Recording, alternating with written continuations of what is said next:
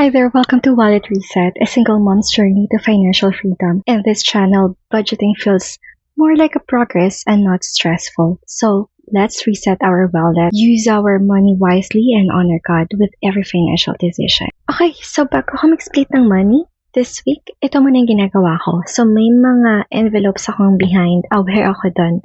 At gusto ko ipakita kung paano ko yun hinaharap. Para sa akin kasi, hindi lang to budgeting. Pag-aalaga to ng blessings na pinigay sa akin ni God. Ngayon, I'm following the Dave Ramsey's baby steps and I'm currently on baby step number 1, which is building the buffer fund. Binubuo ko to bago ko umatake sa mga utang. So, I have here which category, the expectation I set, and then kung magkano yung ilalagay ko for this specific week. It's very simple, but this is what keeps me faithful in the small things. Okay, so let's start. Una kong ginagawa is tinatabi ko kung magkano yung tithes ko. So this week I am adding 1,100. And then right after, saka ko maglalagay sa buffer, which is $1,000. Maglalagay ako ng background music. And if you fill in ko yung amount.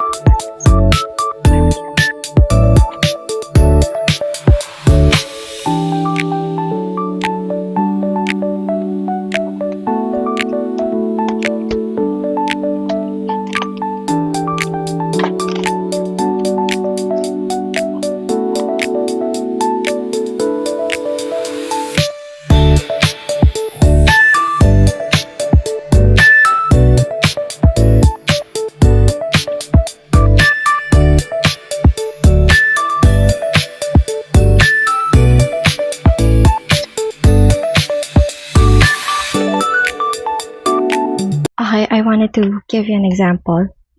Ang expectation ko for this specific month is makabuo ng 2,500 na tuition fee. This is for the month of July na ang due date is August 1. Currently, I have 1,150. Ang kulang ko ay 1,350. So, maglalagay ako ng 700 pesos this week para hindi ako mag-behind. And then the following week, ilalagay ko na lang is 600. Ganon lang siya. Another example is my BDO credit card. Ang expectation ko this month is 2,216.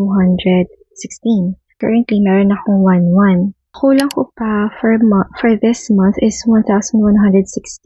For this week, maglalagay ako ng 600 pesos.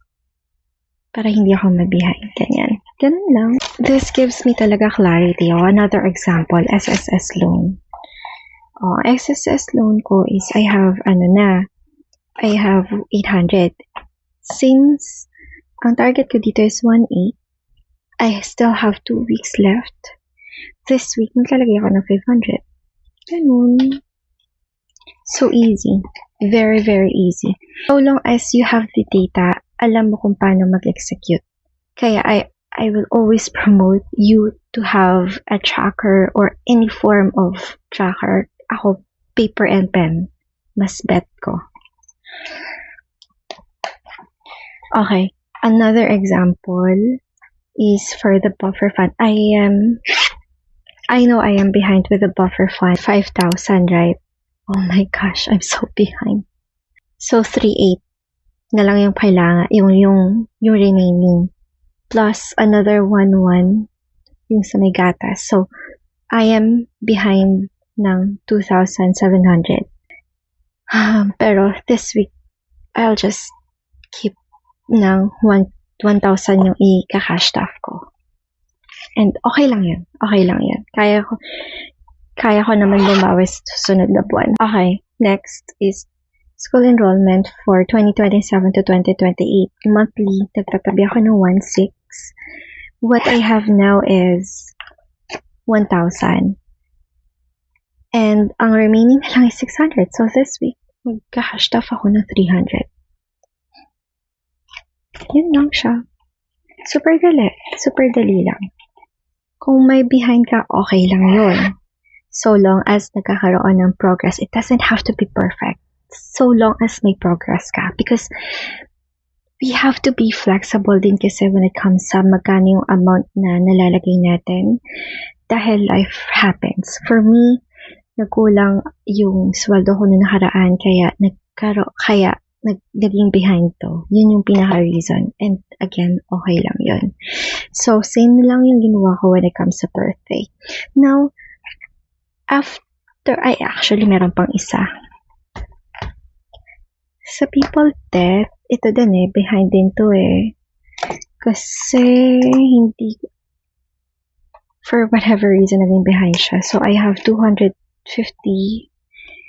Okay lang. I'll keep it 250 na lang. Or 300. I'll put it 300 na lang. Okay. Business debt, wala. Wala akong kailangan bilhin. So, ang ginagawa ko, nahin ko tong dalawa. Kung ano may matira, yun yung i-split ko dito sa mga to. Pero syempre, yung gatas kasi is priority din yan. Okay. Etong amount na to, i-move ko siya sa buffer. Kasi, dumating agad yung gatas before ako makapag-split ng money. And okay lang yun. Again, okay lang yun. So, with the diaper, marami pa. Food, 150. Then, personal care, 150. Fund pala. 150. Then, personal care, kompleto naman lahat.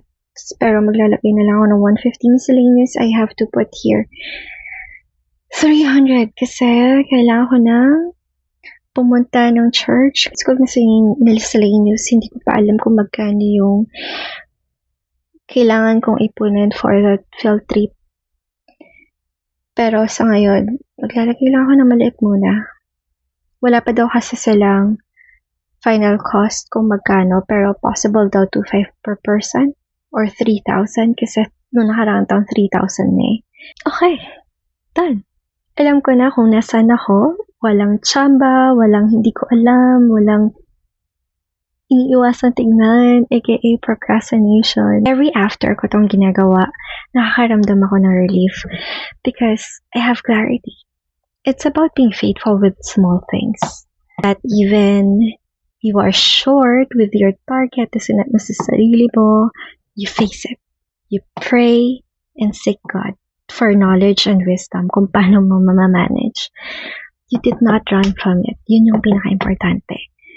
That's the kind of peace that doesn't depend on how much money you have, but it depends on God. Because Jesus is our paycheck. Declare mo yan, okay?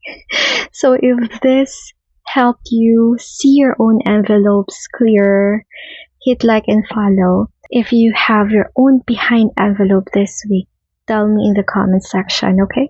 Let's practice being faithful in small things together. Yun lang. Watch my next video that is about cash staffing.